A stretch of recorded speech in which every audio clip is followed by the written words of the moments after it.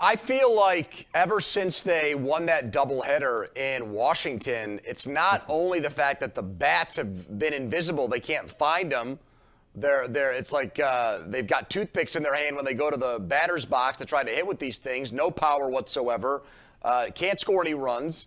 The first time they've gone 9 games in a row scoring 2 runs or fewer since 1988. Bob, where were you in 1988? Right here doing the sports call? On the CW back then? Were you guys in the 1980s? I was 1 year into my marriage to the lovely Lisa. And so, yes, this show actually began in the late part of 1987 in a very different place than this studio, down in the basement.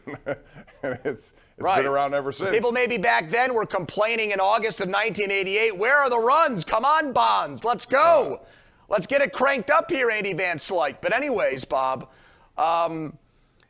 their fundamentals, I think, have kind of gone to pot, too. And you just highlighted it with some of the plays we saw there. You could say the Santana play was bad luck, but then that ball that dropped into foul territory and they made him pay with the next pitch, really, for the Profar home run.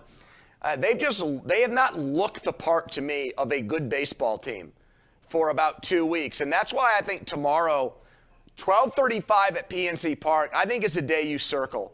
Because if you go and lose that game, then that would be 3 series in a row that you've lost. You would have gotten swept by the Rays and Blue Jays, both really good teams.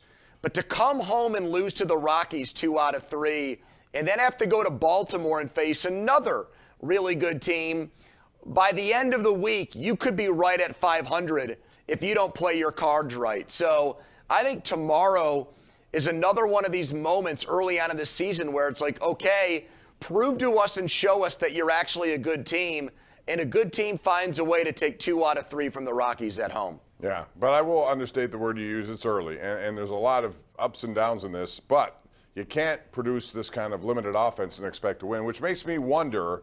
I saw Henry Davis hit his 7th home run. He is pounding the ball down in Altoona. It's time he goes to AAA. Number 1 overall pick. He's 23. He's not 17 or 18. He needs to go up, and they need to move Endy Rodriguez. If you need offense, why not take a chance with Endy Rodriguez, given what they're getting from generally their catching situation and offensive ineptitude everywhere else, to be quite honest? Well, they got a catcher that's hitting 370, but they don't play the guy enough at the major league level, for my liking. Austin Hedges, you hit 140. I don't care what your pitch framing is. That's not going to cut it. That isn't good enough. Delay, actually by the numbers, is the 4th best pitch framing catcher in the big leagues. So I'd like to see him get a bigger opportunity. If he can't hit well enough, or if the pitching falls apart, well then, okay, make him a backup again.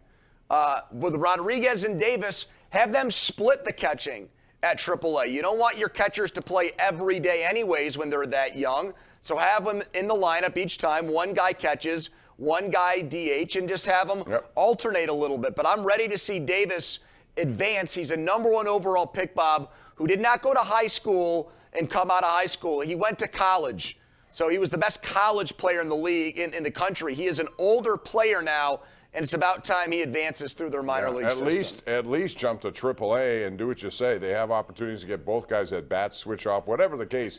You can't keep him down there too much longer. Given his age, I think, number 1 overall pick. We'll talk about that and more. Call us at 412-575-2600. Just getting started. It's the Ireland Contracting Nightly Sports Call. We're live every single night of the week right here on Pittsburgh CW.